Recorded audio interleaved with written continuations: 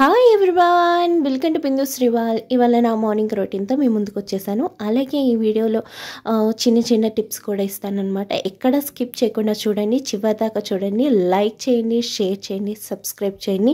అలాగే కొత్తగా మన ఛానల్ని ఎవరైనా చూస్తున్నట్టయితే మర్చిపోకుండా సబ్స్క్రైబ్ చేయండి, లైక్ చేయండి. అలాగే మీకు ఈ వీడియో ఎలా అనిపించింది అనేది కూడా కామెంట్ చేయండి. ఇంకా నైట్ అంతా మ్యాక్సిమం పని అంతా చేసేసుకున్నానండి. ఎంత నైట్ మనం పనులు చేసుకున్నా ఇంకా పొద్దున్న లేసేటప్పటికి కొంత పని అన్నది వంటింట్లో ఉంటుంది కదా, ఆ మిగిలిన పనులు అయితే చేసేసుకుంటున్నాను అనమాట. ఇంకా కొన్ని నైట్ మిగిలిన అన్నం ఉందనమాట, అది ఒక బాక్స్లోకి తీసేసుకుంటున్నాను. అలాగే మరలా పైన అంతా ఒకసారి అయితే క్లీన్ చేసేసుకుంటున్నాను. అలాగే ఇవాళ వచ్చేటప్పటికి దీపారాధన చేసుకుందాం అనుకుంటున్నానండి. ఇంకా నిత్య దీపారాధన అయితే ఇక్కడి నుంచి స్టార్ట్ చేయాలి. ఎందుకంటే మా చిన్న పాప పుట్టిన కాడి నుంచి నిత్య దీపారాధన అయితే చేయలేకపోతున్నాను అనమాట. అంత టైం ఉండట్లేదు. ఇంక కాడి నుంచి ఏదేమైనా నిత్య దీపారాధన అయితే చెయ్యాలి అని అయితే అనుకుంటున్నాను అనమాట. ఇంకా అందుకనేసి నైట్ మ్యాక్సిమం ఎంత లేట్ అయినా సరే పనులన్నీ చేసుకొని పడుకున్నాను అనమాట. ఇంకా పొయ్యిని కూడా ఒకసారి తుడిచేసుకుంటున్నాను. నాకు ఈ లిక్విడ్, నేను ఇప్పుడు స్ప్రే చేసిన లిక్విడ్ ఇంట్లోనే తయారు చేసుకున్నానండి. ఆ లిక్విడ్ తయారు చేసుకున్నాక నిజంగా నాకు చాలా పని అయితే సేవ్ అయిపోతుంది.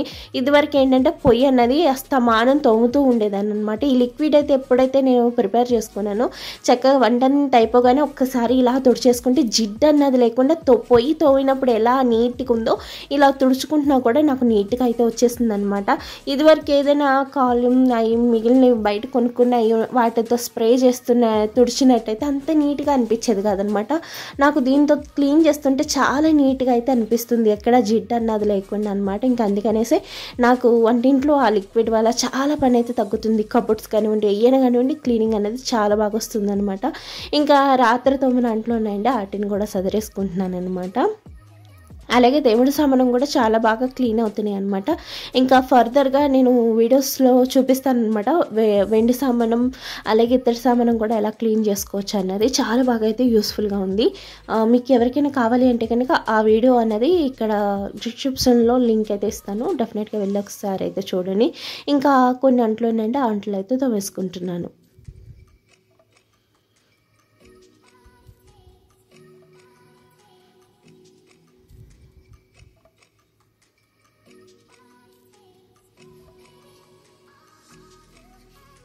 ఇక్కడ సింక్ అది కూడా క్లీన్ చేసేసుకున్నా, పిల్లలకి స్నానం చేయించా, నేను స్నానం చేసా, ఇల్లు ఉడుచుకొచ్చేసా.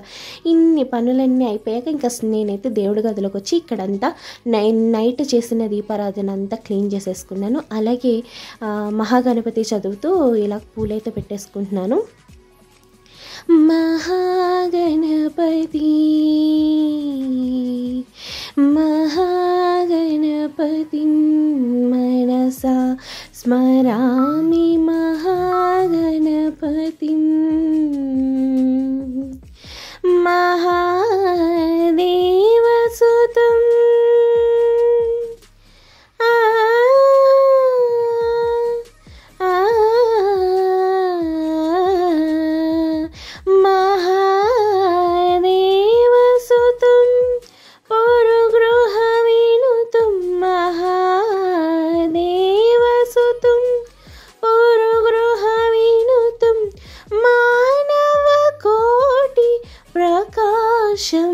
శాంతం మానవకోటి ప్రకాశం శాంతం మహాకావ్య నాటకాది ప్రియం మహాకావ్య నాటకాది ప్రియం మూషిక వాహన మోదక ప్రియం మహాకావ్య నాటకాది ప్రియం మూషిక వాహన మోదక ప్రియం మహాగణపతి మనసా స్మరామి మహాగణపతి. ఇలా నాకు వచ్చిన ఒక సాంగ్ అని అయితే పాడేసుకుంటాను. అలాగే దీపారాధన చేసే ముందు ఏంటి అంటే దీపాలకి కుంకుమ అలాగే గంధంతో బొట్లు పెట్టుకుంటానండి. పెట్టుకున్నాక ఇలాగా అగరబొత్తిని వెలిగించి అలాగా దీపారాధన చేస్తానన్నమాట. ఎప్పుడు కూడా అగ్గిపుల్లతో దీపారాధన అన్నది చేయకూడదనే చెప్తారనమాట. ఇంకా అందుకనేసి నాకు ఒకరు చెప్పారు, అప్పటికాడి నుంచి కూడా నేను ఇలాగే అగరబత్తికి వెలిగించేసి దీపారాధన అయితే చేస్తానన్నమాట. అలాగే 3 ఒత్తులు వేసుకొని దీపారాధన చేస్తాను. అండ్ మీలో ఎవరైనా కానీ 2 ఒత్తులు వేసుకునైనా చేయొచ్చు, 3 ఒత్తులు వేసుకునైనా చేయొచ్చు. ఏక ఒత్తు వేసి మాత్రం దీపారాధన చేయకండి. నేనైతే 3 ఒత్తులు వేసుకొని దీపారాధన చేసుకుని, అలాగే నేను దీపాలకి కొంచెం నైవేద్యము అవి పెట్టేసి దీపాల కాడ దండం పెట్టేసుకున్నాను. నేను పెట్టిన దీపారాధన 3 లోకాలకి వెలుగునివ్వాలి, అలాగే నా ఇంట్లో ఉన్న చీకటిని పారదోలాలి, అలాగే మా ఇంట్లో ఏ కష్టాలు లేకుండా ఉండాలి అనేసి దీపారాధనకి నమస్కారం అయితే చేసుకుని ఇంకా స్వామివారికి నివేదన అంతా చేసేసుకున్నానండి.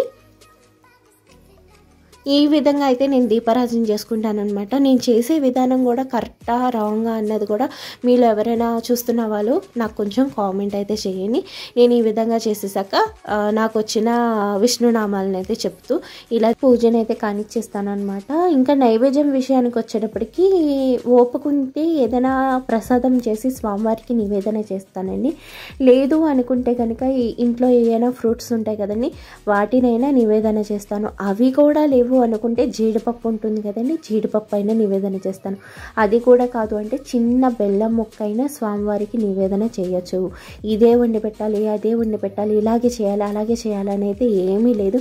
మీరు మనస్ఫూర్తిగా ఎలా చేసినా సరే ఆ స్వామికి పూజ అన్నది వెళ్తుంది అనమాట. అది మనం పూజ చేసినంతసేపు ఎంతలా స్వామి మీద మన మనసుని ఉంచాము, ఎంతలా మనం ఆ పూజ చేసినంతసేపు వేరేదేమీ ఆలోచించకుండా మనం పూజని చేసాము అన్నది ఇంపార్టెంట్ అనమాట. నేనైతే అలాగే చేసుకుంటాను. ఆ పూజ గదిలో ఉన్నంతసేపు ఏ ఆలోచనలు రావన్నమాట. అలాగ పూజనైతే చేసేసుకుంటానండి. అలాగే నాకు వచ్చిన గోవిందనామాలు అయితే చదివేసుకుంటున్నాను అనమాట. ఇలా గోవిందనామాలు చదివేశాక ఏంటి అంటే హారతి తీర్చుకుంటాను అనమాట. ఎందుకంటే మనం నామాలు చదివేశాకే ఆ తర్వాత హారతి ఇవ్వాలని. హారతి ఇచ్చాక నామాలు చదవకూడదు అంటారు. ఎందుకంటే హారతి ఇచ్చేసాము అంటే ఇంకా మనం పూజని ముగించినట్టు అనమాట. హారతి కూడా ఇవ్వటానికి ఒక అర్థం ఉంది. చాలామంది హారతి ఇవ్వకుండా మనకి ఏంటంటే దీపారాధనే చూపించేస్తారు. అలా కాదండి, హారతి ఇవ్వటం ఎందుకు అంటే మనం పూజ చేసినంతసేపు స్వామిని కాసి ఎంతో దీక్షగా చూస్తాం కదా, మన చూపు వల్ల స్వామి ఇబ్బంది పడతారనమాట. అందుకని ఆ ఇబ్బంది పోవటానికి అంటే స్వామివారికి దిష్టి పోవటానికి మనం హారతి ఇస్తామన్నమాట. హారతి ఇవ్వటానికి అర్థం అదనమాట. ప్రతి ఒక్కరు కూడా డెఫినెట్గా పూజ అనంతరం స్వామివారికి హారతి ఇచ్చి పూజనైతే ముగించండి. ఈ విషయం మీలో ఎంతమందికి తెలుసు తెలీదు అన్నది నాకు కామెంట్ చేయండి. ఇంకా హారతి ఇచ్చేసాను, మా పిల్లలు కూడా హారతి తీసేసుకున్నారనమాట. అలాగే ఇంకోటి ఏంటంటే నేను ఈశాన్య గణపతిని కూడా పెట్టుకున్నానండి ఇంట్లో. ఆ ఈశాన్య గణపతి దగ్గర కూడా దీపారాధన అయితే చేసేసుకుంటున్నాను అనమాట. అలా ఈశాన్య గణపతి పెడతాం వల్ల ఏంటంటే మనకి ఇంట్లో అన్నది ధనము కానివ్వండి, అలాగే ఏ విధమైన ఇబ్బందులు లేకుండా శాంతిగా చాలా బాగుంటుందన్నమాట. నేను ఈశాన్య గణపతి పెట్టిన కాడి నుంచి కూడా చాలా బాగుంది ఇంట్లో. మీలో ఎవరైనా తెలియని వాళ్ళు ఉంటే డెఫినెట్గా ఒకసారి ట్రై చేయండి, చాలా పీస్ఫుల్గా అయితే ఉంటుందన్నమాట. ఇంకా పూజ అయిపోయిందండి. ఇంకా పిల్లలకి పాలు కాచేద్దాము అనేసి అయితే వచ్చేసాను అనమాట. ఇప్పటికే లేట్ అయిపోయింది పాపం వాళ్ళకి పాలు ఇవ్వటం అనేది. వాళ్ళ పూజ కొంచెం లేట్ అయిందనమాట.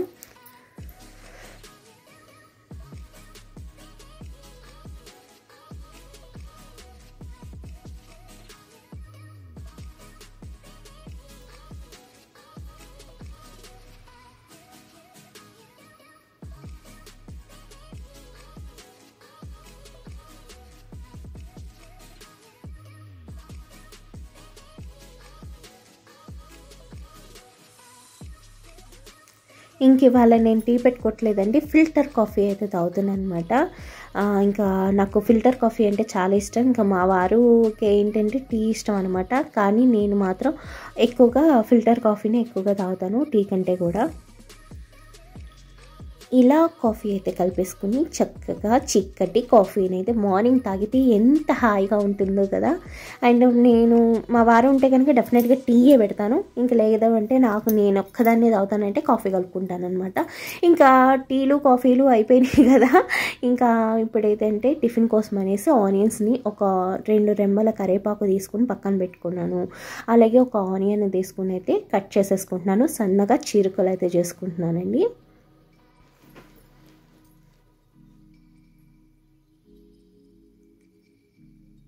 ఇప్పుడు 2 పచ్చిమిరపకాయలను కూడా ఇలా సన్నగా చీరికలు అయితే చేసేసుకుంటున్నాను. ఇప్పుడు దీని ఉప్మాలోకి నేను పెసరపప్పునైతే కొంచెం నానబెట్టుకుంటున్నానండి. ఈ శుభ్రంగా ఒకసారి కడిగేసుకుని ఇలా కొద్దిగా నానబెట్టుకుంటున్నాను ఒక 10 నిమిషాల పాటు. ఇప్పుడు స్టవ్ వెలిగించి స్టవ్ మీద మూకిడి పెట్టి మూకిడి వేడెక్కాక కొద్దిగా ఆయిల్ వేసుకుని ఆయిల్ కూడా వేడెక్కాక ఆవాలు, పొట్టుమినపప్పు, జీలకర్ర అయితే వేసుకుని ఒక 5 నిమిషాల పాటు వేపుకున్నాం. ఆ తర్వాత మనం కట్ చేసుకున్న ఆనియన్స్, పచ్చిమిర్చి కూడా వేసుకుని వేపుకున్నాక మనం నానబెట్టుకున్న పెసరపప్పును కూడా వేసుకుని ఒక 2 నిమిషాల పాటు వేపుకోవాలి. పెసరపప్పు బాగా వేగాక ఇప్పుడు బియ్యపు రవ్వనైతే వేసుకుంటున్నానండి. ఈ బియ్యం రవ్వ వేసాక కూడా ఒక 5 నిమిషాల పాటు చక్కగా ఇలా సిమ్లో పెట్టి వేపుకోవాలన్నమాట. అప్పుడు మనకి ఉప్మా అనేది పొడి పొడిలాడుతూ వస్తుందన్నమాట. రవ్వ అనేది బాగా వేగిపోయింది కదండి. ఇప్పుడైతే నేను ఈ కప్పుతో 1 కప్పు రవ్వ తీసుకున్నాను కాబట్టి 2 కప్పులు వాటర్ వేస్తున్నాను. అలాగే 1/2 కప్పు మనం పెసరపప్పుని తీసుకున్నాం కాబట్టి ఇప్పుడు 3 కప్పుల వాటర్ని అయితే వేసుకుంటున్నాను. కరెక్ట్ కొలత అనమాట. మీరు కూడా వండేటప్పుడు కొలతను చూసుకుని వండితే మనకి ఉప్మా అనేది పొడి పొడిలాడుతూ వస్తుంది. ఇప్పుడైతే రుచికి సరిపడగా సాల్ట్ వేసుకుని మూత పెట్టి చక్కగా ఉడకనివ్వాలి. ఇగోండి ఉప్మా అంతా చక్కగా ఉడికిపోయింది కదా. ఒక్కసారి అయితే కింద నుంచి పైకి, పైనుంచి కిందికి ఒకసారి అయితే కలిపేసుకుంటున్నాను ఈ ఉప్మాని. చూసారుగా ఎంత పొడి పొడిలాడుతూ వచ్చిందో ఉప్మా అన్నది. అలాగే ఈ ఉప్మా కూడా చాలా చలవ చేస్తుందండి. మనకి సమ్మర్లో పిల్లలు మజ్జిగ తాగమన్నా లేదు నిమ్మకాయ నీళ్ళు తాగమన్నా తాగరు కదా. ఇలాంటి ఉప్మాలు అవి చేసినట్టయితే కొంచెం చలవ చేయడానికి మనమే ఏదో ఒకటి రూపేనా ఫుడ్ రూపేనా కానీ మనం ఇస్తున్నట్టయితే చక్కగా పిల్లలకు కూడా చలవ చేస్తుంది అనమాట. ఈ ఉప్మాకి బాడీ అనేది చలవ చేస్తుంది. ఇంకా ఒక 10 నిమిషాల తర్వాత మూత తీసానమాట. మూత తీసి ఇప్పుడైతే సర్వ్ చేసేసుకుంటున్నాను. ఇలా మూత పెట్టి ఉంచడం వల్ల ఏంటంటే కొంచెం గొప్ప కొంచెం చెమ్మున్నా కూడా ఉప్మా లాగేసి పొడి పొడిలాడుతూ ఉంటుందన్నమాట. ఇలా ఉప్మా తీసేసుకుని మా పిల్లలు పెట్టేస్తున్నాను. ఇంకా టిఫిన్ సెక్షన్ అయిపోయింది కదండి. ఇవాళ బీరకాయ ఎండు రొయ్యలు అయితే వండుదాం అనుకుంటున్నాను అనమాట. దీపారాధన చేసావు నీస్ తింటావా అంటే దీపారాధనే ఇంట్లో వంటలే అనమాట. కానీ 8 తిన్నాక నేను పూజ గదిలోకి వెళ్ళను అనమాట. స్నానం చేశాక మళ్ళీ పూజలో గదిలోకి వెళ్తాను. మనం ఏంటి అంటే 8 తినేవాళ్ళం మనం ఇంట్లో తగినట్టుగానే చేసుకోవాలి. పూజలే అలాగే ఇంట్లో వ్యవహారం ఇంట్లోనే అది ఇది కలుపుకోకూడదు అనమాట. ఎన్ని ఆలోచించుకున్నాము అంటే మనం అసలు పూజ చేయలేము, ఏమీ చేయలేము అనమాట. ఇంకా రొయ్యలను అయితే తీసుకుని నానబెట్టేసుకున్నాను. ఇప్పుడు ఈ బీరకాయలను కూడా ఇలా తొక్కు తీసేసుకుంటున్నాను అనమాట. తొక్కు అన్నది మీకు కావాలంటే డీప్గా తీయండి, లేదంటే పైపైన తీయండి. నేనైతే పైపైన తీసుకుంటాను అనమాట ఇప్పుడు తొక్కని. ఇలా చెక్ తీసేసిన బీరకాయలు కొంచెం చేదు ఉన్నాయో లేదో చెక్ చేసుకొని కొన్నిసార్లు బీరకాయ చేదు ఉంటుంది అనమాట. నేను ఒకసారి చేదు చూడకుండా వండాను. అసలు మొత్తం అది కాకరకాయ కూర బీరకాయ కూర కూడా తెలియనంత చేదు ఉందనమాట. అందుకని అప్పుడు కానించి నేను ఎప్పుడు బీరకాయలు కోసినా కానీ ఇలా చెక్ చేసుకుని ఇలా కోసేసుకుంటాను అనమాట అన్ని బీరకాయలని. చాలామంది బీరకాయ తొక్కు పచ్చడి చేస్తారు కానీ నేను ఇవాళ అయితే చేయలేదు. ఎందుకంటే తొక్కు పచ్చడి చేస్తే కొంచెం ఈ కర్రీ అన్నది అవదనమాట. నేను పచ్చడి ఉంటే పచ్చడితోనే తింటాను. ఇంకా అందుకనేసి ఈసారి తీసేసాను. అందులోనూ చాలా పల్చగా తీసాను నేను తొక్క అన్నది. ఇంకా అందుకని పచ్చడికి కూడా ఏం బాగోదు, పసర కంపొస్తుంది అనేసి ఇంకా లైట్ తీసుకుని అదైతే మొక్కల్లో వేద్దామనేసి పక్కన పెట్టేసుకున్నాను అనమాట. మీరు కట్ చేసుకున్న వెజిటేబుల్స్ కానివ్వండి ఏమైనా ఉన్నా కానీ మనం వేసుకోకుండా ఇలా మొక్కల్లో వేసుకుంటే చక్కగా మొక్కలకు కూడా బలం వస్తుందన్నమాట. నేనైతే 1/2 కేజీ బీరకాయలకి ఒక 4 ఉల్లిపాయలు, ఒక 2 పచ్చిమిరపకాయలు అయితే తీసుకున్నాను అనమాట.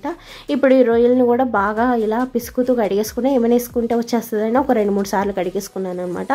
ఇంకా రొయ్యలు కడిగేసుకుని పక్కన పెట్టేసుకున్నా. ఇప్పుడు రైస్ కూడా తీసుకుని రైస్ కడిగేసి పొయ్యి మీద పెట్టేసుకుంటున్నాను.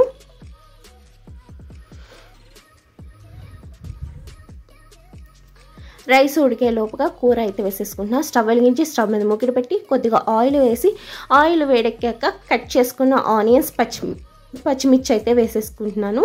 అసలు రొయ్యలు ముందు వేపాలి, ఇంక నేను మర్చిపోయి ఆనియన్స్ కూడా వేస్తాను అనమాట. ఆనియన్స్ను రొయ్యలు కలిపి వేపుతున్నా. ఇప్పుడు ఎలా ఉంటుందా ఏంటా అనుకున్నాను కానీ ఇలా కలిపి వేపితే టేస్ట్ అనేది చాలా బాగుంది. నేను ఎప్పుడు కూడా నూనెలో ఫస్ట్ ఫ్రై చేసి పక్క తీసేస్తా, అలా కాదు ఇలా కూర అంతా కలిపి వేపితే చాలా బాగుందనమాట. మీరు కూడా డెఫినెట్గా ట్రై చేయండి. ఇప్పుడైతే బీరకాయ ముక్కలు వేసి ఉప్పు వేసి ఒక 10 నిమిషాలు మగ్గిచ్చుకుంటాను. ఇది మగ్గేలోపుగా నేనైతే ఒక గిన్నెలోకి చింతపండు గుజ్జు కొంచెం తీసుకున్నాను. చిన్న నిమ్మకాయ అంత గుజ్జు తీసుకుని అందులో కొద్దిగా వాటర్ వేసి కొద్దిగా పసుపు వేసి రుచికి సరిపడగా సాల్ట్ వేసుకుని అలాగే చారు పొడి అలాగే 2 రెమ్మల కరివేపాకు కూడా వేసుకుని కలిపేసుకుని ఒకసారి పొయ్యి మీద పెట్టి మరగనిస్తున్నాను అనమాట. ఇది రసం అండి. ఇది బయట కొన్న రసం పొడి అనమాట, ఇంట్లో చేసింది కాదు. ఇంట్లో చేసింది అయితే చెప్పేదాన్ని స్పెషల్గా. ఇంక ఈ బీరకాయ ముక్కలు బాగా ముగ్గిపోయినాయి కదండి. ఇప్పుడు ఇందులో నేను కొద్దిగా పసుపు కొద్దిగా కారం వేసి ఇలా కలిపేసుకుంటున్నాను అనమాట. కారం కొంచెం పచ్చివాసన పోయేదాకా వేపుకున్నాక మనం ఒక చిన్న గ్లాసు నీళ్ళు అయితే వేసుకుని ఈ కర్రీ అనేది దగ్గరికి అయ్యేదాకా ఉడికించుకుందాం. చూసారుగా కూర దగ్గర పడిపోయిందండి. ఇప్పుడైతే ఈ కూరని దింపేసుకుందాం. చాలా బాగుందనమాట. డెఫినెట్గా నేను చూపించిన విధంగా ఒకసారి ట్రై చేయండి, చాలా టేస్టీగా ఉందన్నమాట. ఇప్పుడైతే చారు పోపు కోసం అనేసి ఒక మూకిడి పెట్టుకుని కొద్దిగా ఆయిల్ వేసుకుని ఆయిల్ వేడెక్కాక ఆవాలు, పొట్టు మినపప్పు, జీలకర్ర అలాగే కచ్చపచ్చ దంచిన వెల్లుల్లి రెప్పలు 5, కొద్దిగా ఇంగువ అలాగే 2 రెమ్మల కరివేపాకు కూడా వేసుకుని ఒక 2 నిమిషాలు వేగాక చారులోకి తిరగమూత వేసేసుకుంటున్నానండి.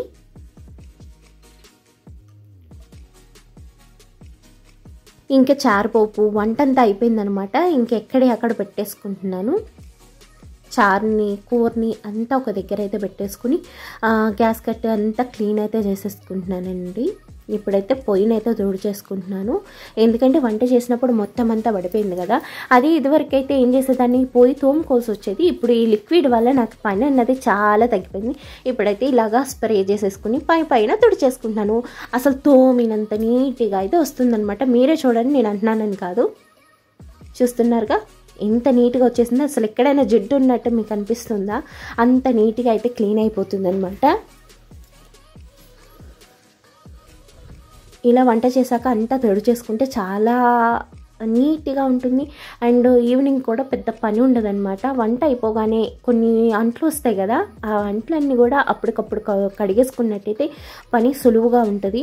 ఇంకా నేనైతే ఇలాగే చేస్తున్నాను, ఇంకెప్పుడు తోమేస్తాను. నేను ఏం చేసేదాన్ని అంటే వంటంతా అయ్యాక కూడా అంటలు ఉంచుకునేదాన్ని అనమాట, భోజనం అయ్యాక తోముదామని అని. అలా కాకుండా ఎప్పుడప్పుడు తోమేసి కడిగేసి నీట్గా పెట్టేసుకుంటే వంట ఇల్లు అన్నది నీట్గా ఉంటుంది, పని కూడా మనకి కొంచెం సులువుగా అనిపిస్తుంది అనమాట.